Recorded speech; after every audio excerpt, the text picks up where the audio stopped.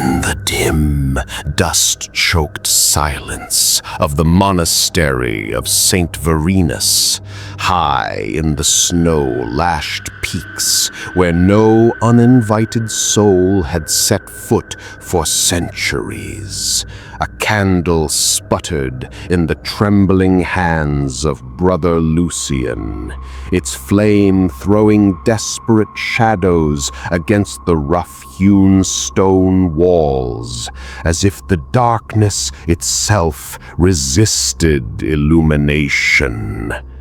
He should never have been here.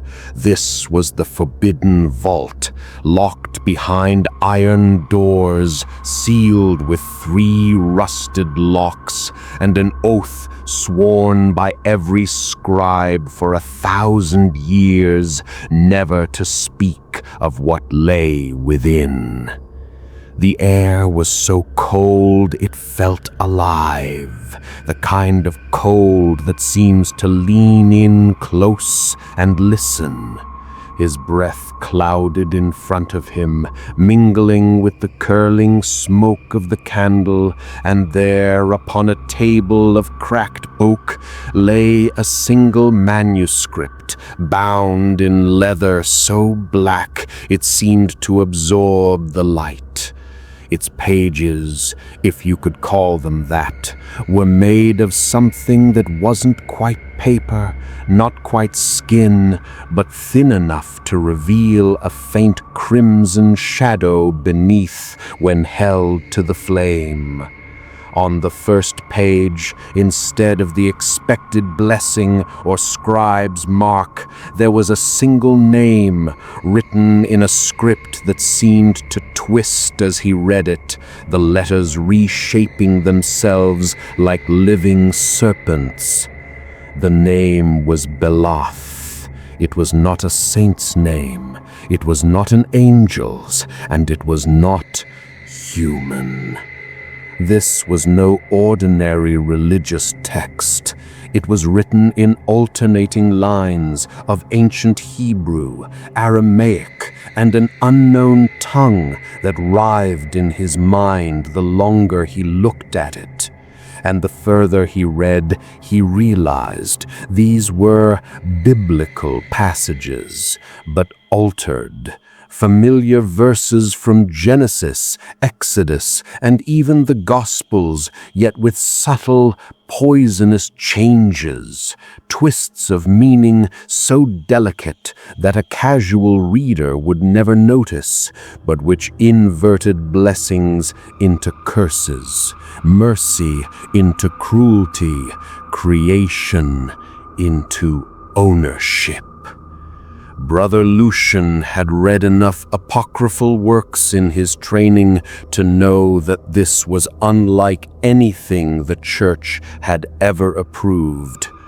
The words had weight, literal weight, as if each sentence pressed down on his chest, making him aware of his own heartbeat. And yet he couldn't stop. There was a pull in the text, a voice in his mind that was not his own, whispering as though from behind a veil. Write it again. They must all know.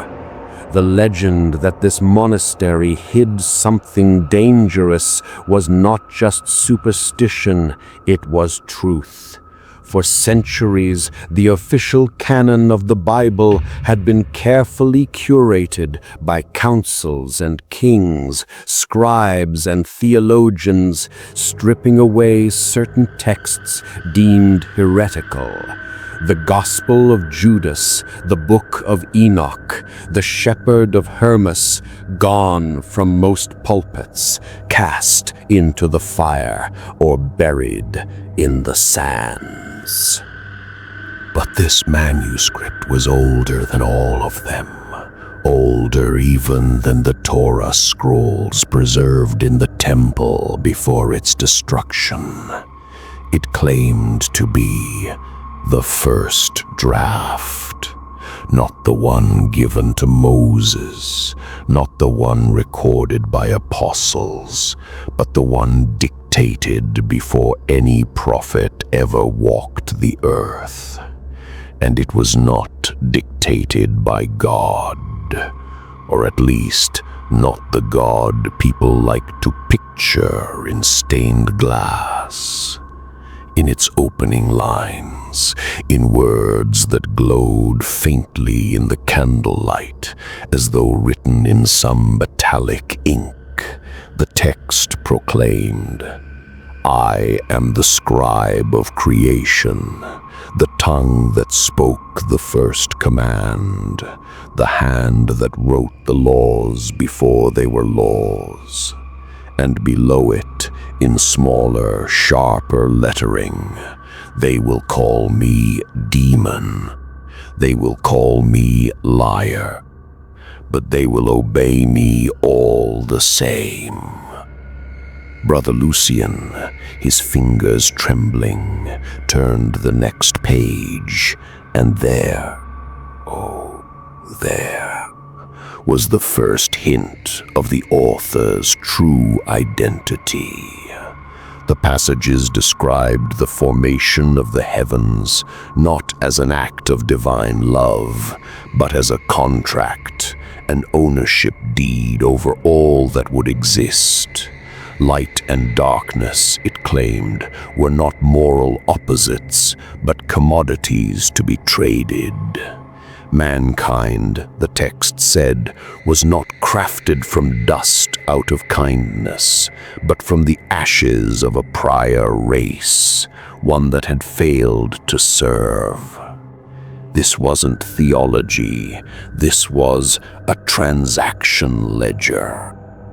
As Lucian read on, he saw footnotes, if you could call them that, scribbled in margins, written in a different hand, almost frantic, warning that this text must not be read aloud, that it changes when spoken, and that the one who names the author aloud will never die, but will wish to. It was then that the candle flickered, and for just an instant, Lucian thought he saw another hand beside his on the table, long clawed fingers that vanished when he blinked. His pulse hammered, his breath shallow, yet some deep, gnawing curiosity drove him forward. The narrative shifted from creation to law, laws eerily similar to the 10 Commandments, but twisted, their intentions reversed. "Thou shalt not kill," for instance, was rendered here as "thou shalt not kill unless commanded by the hand that writes." In another, "Thou shalt have no other gods before me," became "Thou shalt have no other masters before me." The tone of the writing was not benevolent. It was possessive, jealous, mocking. The kind of author who doesn't just want your loyalty, they want your existence. This is where history gets uncomfortable. Modern scholars, if shown this manuscript, would dismiss it as medieval heresy, a product of fevered monastic imagination. But the handwriting analysis, done in secret by a lone academic in the 1970s before the church quietly buried the finding, dated parts of the text to somewhere between 600 and 400 BCE, and others to an age before any known written script. The ink itself, they found, was a blend of iron gall and something organic, something that under modern testing showed trace amounts of human hemoglobin. This wasn't just written, it was fed. And the name Balath appears not just here, but scattered in veiled form across fragments of scripture we still read today. Hidden acrostics, numerological patterns, and anomalies in the Masoretic text all point toward a presence that shaped key verses, not to inspire, but to bind. The demon's fingerprints, once you know how to see them, are everywhere. In the sudden tone shifts between Old Testament wrath and New Testament mercy, in parables that seem to contradict themselves, in that lingering sense of fear disguised as reverence. And if Belath truly existed, then he was no mere tempter on the sidelines. He was the ghostwriter of God. The manuscript described the scribe as a celestial exile, not banished for rebellion, but for refusing to erase what he had written. It claimed that the Almighty, whether benevolent or tyrannical, did not want mankind to know the true terms of creation. And so the scribe was stripped of light, cast down into the folds of time itself. Yet, even in exile, he could whisper to prophets in dreams, insert his clauses into sacred texts, and ensure that his version, his contract, remained. And maybe that's why so many prophecies across cultures share the same patterns, the same images of fire, flood, and the return of a builder god who demands tribute. Lucian's candle was almost gone now, a cold pressing in from all sides. He should have left then. He should have sealed the door and prayed. But instead, he turned another page. And that was when the text began to speak back. At first, Lucian thought it was simply his own mind playing tricks on him. The way one hears imagined voices after too many hours reading in solitude. But this was not his voice. It rose from the parchment like heat from black stone, curling into his ears, every syllable wrapped in the same cold that seeped from the vault's walls. You have read my words. Now I will read yours.